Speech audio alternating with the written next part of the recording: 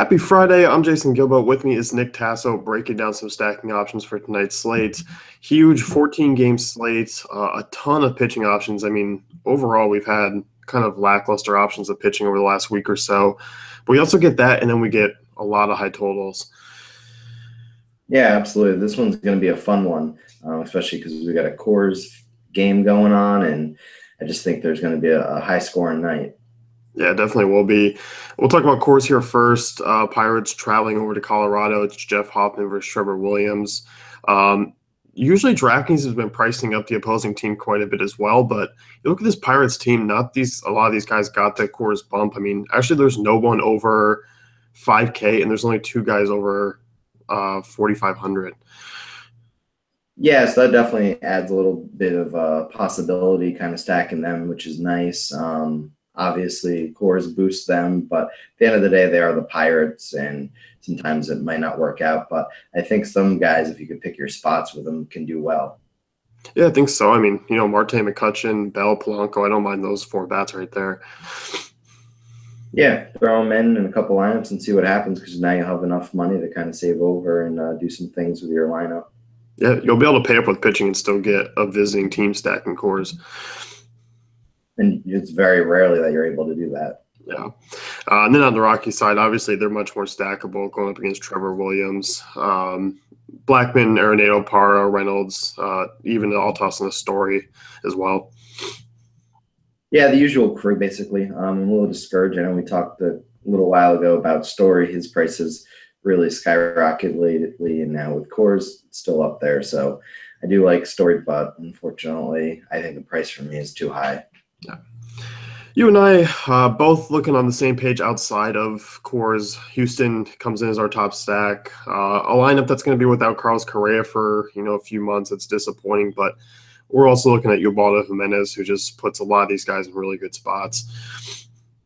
Yeah, absolutely. It's over 7 ERA, and it's not going to end well for Ubaldo. It's a good ballpark in Baltimore, so I definitely think a lot of things are going to happen with these hitters. I like, obviously, the catchers there, McCann and Gaddis, definitely provide a lot of possibilities, as well as Altuve, obviously, and also Springer.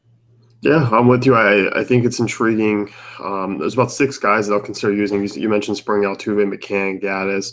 I like the outfielders here, even though Beltran obviously hasn't been great this year. He's on the cheaper side, and Ubaldo Jimenez has just been awful against lefties. 426 WOBA allowed, 31% home run to fly ball ratio. Him, McCann, Beltran, Marwin Gonzalez. I think those are four lefties that can really take advantage in that ballpark. And then obviously the usual guys, of Springer and Altuve, who they're expensive, but they can definitely pay off their price tags. Yeah, even so with Reddick too, he's a little expensive, but I think he could be in a good spot. He's hitting for average this year, which is different. Doesn't have as many home runs, but that could definitely change here with that porch and right field. Definitely. I mean, they're one of the teams with over a 6-run total tonight. Yeah, there's a lot to like in this game. You and I both looking at some AL Central opponents. You're taking a look at Cleveland, who I think is actually going to go really overlooked on tonight's slate. Yeah, absolutely. I mean, you look at this game, obviously some people would like it if it was in Toronto, but Estrada has over a 9 ERA over his last 8 outings, and he just hasn't been good lately, and he's not lasting long in the games. So I definitely think this Cleveland offense is in a good spot here. Yeah, I'm with you. As you said, Estrada's just been really struggling and struggling to go deep into games. I mean, he's only been past the fifth twice in his last 8 or 9 starts. Indians offense, I mean, kind of notoriously been better at home over the last 2 seasons. And they're cheap. I mean, DraftKings prices, I don't find them to be all that priced up. Your most expensive guy is Jose Ramirez, 4,500, and that's just because of what he's been doing this year. Absolutely, and you can still find ways to get guys in there like Brantley, Zimmer, and just take a look at the batting order, see where guys are at, and kind of utilize it. Yeah, I'm with you there. My AL Central, I'm looking at Kansas City. This is a team I rarely stack. I'm a little bit disappointed that they went off last night, but I like them here again tonight. Looking at their run total up around 6 right now. The wind's blowing out. It's about 100 degrees. That kind of tosses out the ballpark factors for me at Kauffman. And the fact that James Shields is on the hill, like it doesn't get much better. I think you can fit in high price pitching with this stack and still get some good one-offs too. Yeah, you know how I always like to attack James Shields. He wasn't terrible in his last start, though, but I think that changes here.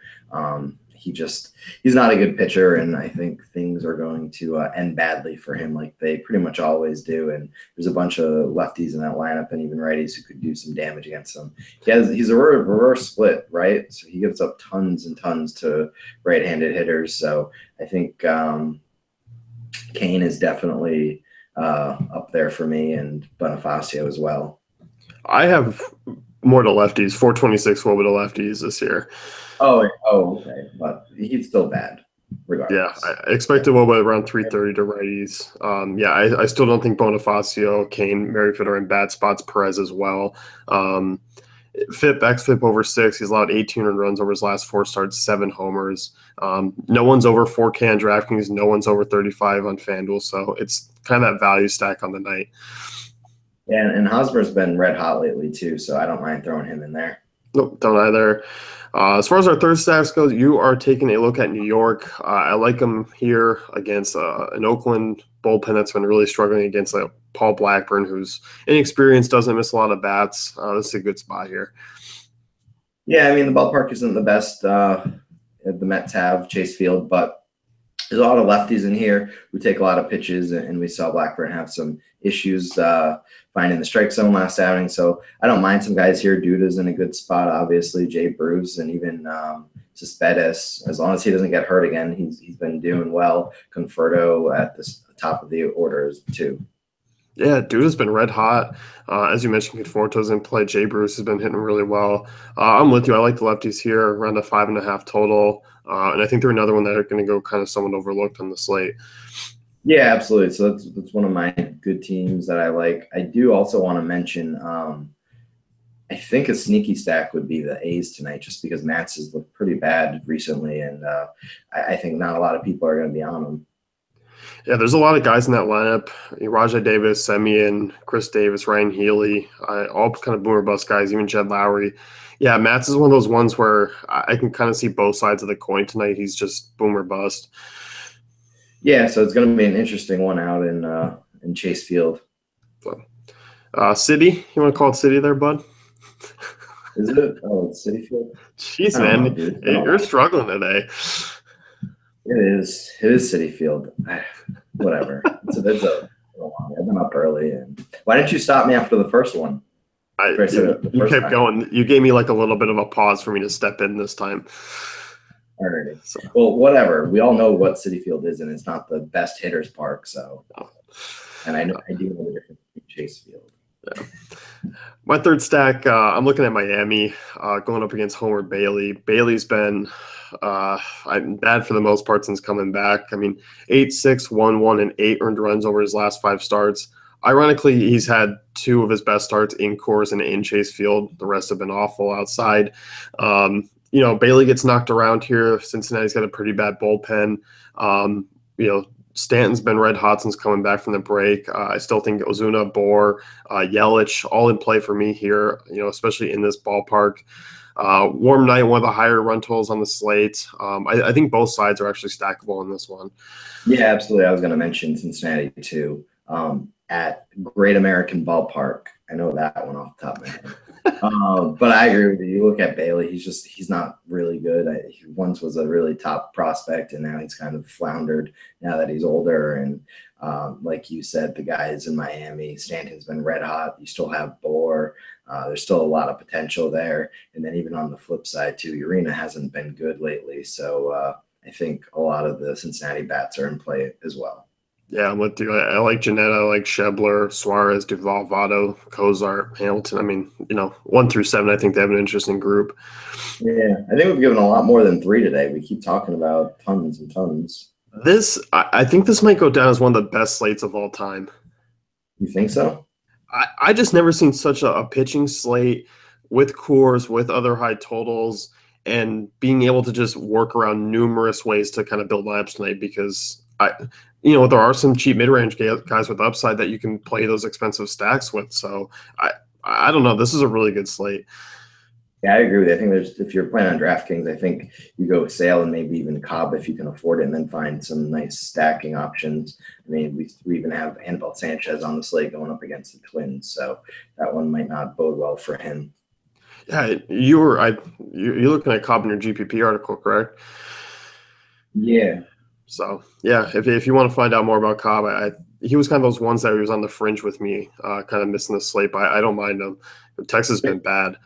Yeah, Texas is bad on the road, 218 batting average, and then also Cobb at home this year is like a 2.4 ERA. So I think something good going to happen. He's only given up more than 3 runs twice at home this year. So I think Cobb is in a good spot. I think he's going to go underlooked just because it is Texas. Yeah, it's also such a huge slate too. Yeah, there's a lot of guys on there, but he's priced very nicely, like right around 8. So I don't mind that. No, I don't either. That's going to wrap it up with us for stacking. You can head over to fantasycafe.com, check out our great tools and content.